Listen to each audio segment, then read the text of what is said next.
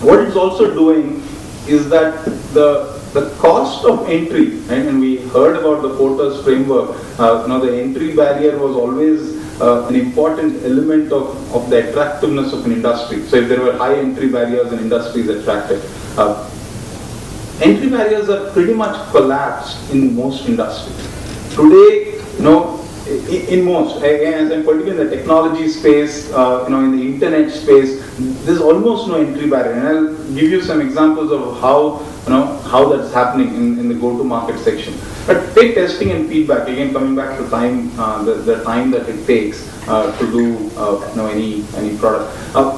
Earlier, when we used to develop some marketing kind of things. Let's say, we need to do a customer market research, and we need to, test the product names, and each of this was a 3-month process, right? So you would say, let's hire an MR agency. They will do a major research across the country. They'll collect all the data entry will happen, analysis will happen, and I said, when will I get my report? I want to launch something. It'll take about 3 months for you to know whether this product is going to work in the Indian market or not. We just saw 3 months is like 1/8 of the market time that you have to succeed. So there's no way you can wait for 3 months for one of the testing to be done. Then you have multiple other testing to do. Today that's like collapsed to days and hours. Using the internet as a mechanism, whether it's Twitter or Facebook, and a lot of companies are using it very effectively to get ideas about new products that they want to launch, right? Or whether they want to test an advertisement or a product name or a pricing plan, and just put it up on some of these sites. You immediately start to get feedback. You know what's working, what's not working. You can go back and tweak your idea, retest it. So in a matter of days, you've not only got feedback, you actually fine-tuned your product idea or your advertising idea or your brand name, and are able to take it to market. And that is a huge improvement. But also what it means is that all these are reducing cost of entry. Earlier, only if you had the ability to spend that kind of money on a big market research could you think of taking a market nationally in India. And today, anyone with a Facebook fan page can create the same market research environment and get that feedback. Right? No longer spending 35-50 lakhs for an MR agency to do this project for you. Right? An entrepreneur can get onto the market much more cheaper and much more faster than ever before. And I'll advise you to look at websites like the Nike page on Facebook. They have more than 1 million fans, and they put up new ads that they're launching. They immediately get comments and likes and dislikes from hundreds of their fans. You know whether this ad is going to work or it won't work. Right? You can go back and pull that ad off. If you think it won't work. Right? So that's the advantage that these companies are able to get. And then go to market. Right? So you don't have to create a retail distribution chain. The new businesses that are coming up that are using online marketplaces, whether it's an eBay shop that an entrepreneur can create, or use other existing marketplaces, use online payment gateways. And in fact, there are new businesses that are getting created where the business person is not even making anything. They're just buying products that are being sold in a wholesale basis, and just outsourcing the production, white labeling it, putting their brand on it, and selling it online. So you can think of large businesses that will get created where the business person is sitting at a home, managing the whole business from a computer, just buying, doing the branding, testing, customer engagement, and selling, and having no factory, because of where's the factory? Factory is in China. Right? Most likely. That's the factory of the world. Or it could be in India. Right? It could be products that you buy from India on a wholesale basis, and put your intelligence, put your branding, and sell it in the marketplace. Go to Alibaba.com to see what exciting products that you can get in lots of 50 and 100, and all that you have to do is to take some amount of inventory risk, put your branding around it and start selling on eBay, you could become a businessman, right? With a little bit of risk and lots of creativity, you could be earning lots of money online without having to, to set up a business in a traditional sense. That, I think, is a big change of how business will be done. So if you go into a traditional company to do marketing for them, beware of such competitors who will be biting at your feet every day. And if you decide to take the plunge to do something else, these are all the kinds of things that you could do to bite at these well-known traditional companies and give them a run for their money. The other thing that is in the same context is that, traditionally we always thought of business as a value chain. Right? So there are suppliers or vendors. You bought your raw materials from them. You had some form of a processing capability, and then used a distribution mechanism to reach your customers. Again, chain, right? Linear was how businesses thought of themselves, how processes were designed, how people were hired. Now that's changed dramatically to what obviously known as ecosystem. So here there's no change, right? People are dealing with multiple players, and you could be buying from your competitor, selling to your competitor, you could be partnering with someone else. So the traditional rules of who you buy from, who you sell to, who do you work with have changed. And here's like a little bit of a conceptual, and I'll just kind of give you a telecom example again, just to illustrate the ecosystem thing. So take a mobile company at the center. Obviously they have the traditional vendors, those who sell them the equipment, software and tower space. But they're also not necessarily buying all of that. They could just go to another telecom operator and say, give me your minutes, right? I don't need to go create all this network.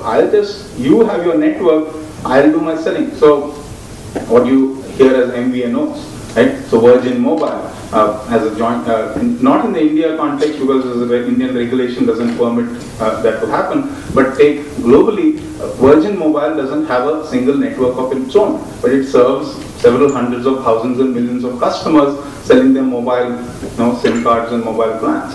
Right? No network, but you're a mobile operator. Right? So that's the whole the reselling concept. You also deal with handset companies, you deal with content companies. You could use them as a supplier, but you could also use them as distribution. A lot of time handset companies sell mobile minutes to their customers. Content companies are bundling minutes to them. You could think of a retailer as a distribution channel. You could also use them as a customer. Take the example of Big Bazaar has launched a mobile service along with Tata Teleservices as a test marketing in Andhra, where now you get a Big Bazaar SIM, right? And any purchasing that you do in Big Bazaar, you get discounts, you get free minutes and vice versa. Right? So the retail chain is selling a mobile service. They don't have a mobile network of their own, and Tata Teleservices that is giving them the service doesn't talk to the customers directly. The retailer is their customer, and so now these 3 years ago you wouldn't have thought of that. Such things can happen, but today that's how the value chain gets collapsed, and you get into this kind of a almost amorphous ecosystem concept. Okay, we'll kind of move quickly to redefining of business categories. Right? So the whole definition of what business are you in itself is changing because of all that we described just now. Right? So think about who is the biggest competitor to Jet Airways, or who could be the biggest competitor to Jet Airways. Anyone in the airline industry? Is it Kingfisher? Yeah. In my mind, in 2 years' time, Tata Communications should be the biggest competitor to Jet Airways. Right? By creating sufficient video conferencing and high definition video conferencing and telepresence and other forms of services, we should be killing the airline industry. Right? It's possible. Already the airline industry is suffering or is getting hurt a lot because a lot of business travelers, which is, forget the revenues and the numbers of passengers. Profit comes from business travelers. When business travelers move to video conferencing and other forms of communications networks and collaboration systems, the airline industry will collapse because they survive, or the traditional airline companies survive on business travelers. So for them, Tata Communications or other service providers like us should be in their minds the biggest competitors that they are worried about. Or what are we going to do to their business? Take a bookstore, Crossword, right? What's their biggest competitor? Yeah. So we all saw Barnes & Noble, the great bookstore of the US, is up for sale, expecting less than $1 billion for it, and Amazon is worth $30 billion or $50 billion. Right? And this has happened in what, 10 years? 10 or 12 years. Right? Take amusement parks, SL World. Who's the biggest competitor? Online games. Video games. Right? Kids today have no time to go to SL World or Water Kingdom. Right? They are busy experiencing lifelike, very high definition games in their homes and other places. Right? Similarly, multiplexes. Right? If you could watch movies on the day of the release on your TV screen or on your computer, would you go to a big cinemas and watch it? For big cinemas, some of you may go because the reason you are going there is not for the cinema. Right? But for most people, the alternatives are quickly emerging, and in 5 years' time, I would bet that many of these industries, as we know them, will collapse, and new players or new industries would have got created. Take photocopy. Right? Mobile cameras. Yeah, mobile camera. The last time, I work from home, by the way, most of the time. Right? So I don't have a photocopier at home. I don't have a scanning machine at home. So what do I do when I have to send documents? When I need to sign something and send, I just take my phone, click a photograph of that document and email it. Right?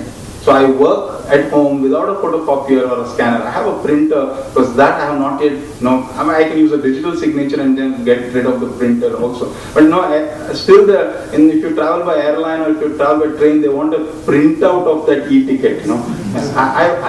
I have to try showing them my phone and saying, here's the e-ticket, let me in. It's going to happen. Right? The e-tickets, by the way, they're all coming with barcodes on them.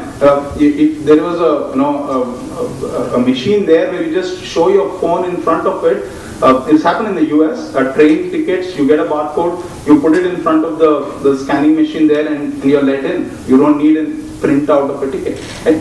These industries will just die in a few years' time. Those who can think about who else are going to kill them. We need to be always thinking who will kill me, who is dreaming amongst some of you how to kill a traditional industry.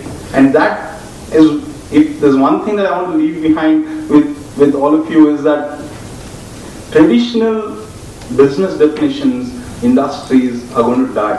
And you guys can play an important role in making those happen. Right? And why do I think you're at an advantage? I think you're at an advantage because three things that you can learn that no one else or most other markets cannot learn those things. And I'll just go through them very quickly. One is India customer behavior. We as customers in India particularly are the most demanding customers that you can ever find. We want the best. We want global service quality. We want, because we hear about them, we read about them, we see the best fashion stuff, we see the best gadgets, we know what the latest cars are. So we want those cars, but we don't want to pay much for it. Come on, a little bit of haggling is allowed. But also because as a market, as a country, we cannot afford to pay as much as what the same product in the US will demand. Right? It's pure purchasing power parity for the next 20 years. It's not going to change. Sure. But what does that teach us? It teaches us as business people, as marketers, to think about how do you solve such demanding needs with price points and therefore cost structures that will work in India. Otherwise, you cannot win in India. So how will the 1 paise per second get created? A 1 paise per second innovation or a cost structure didn't get created in the US or in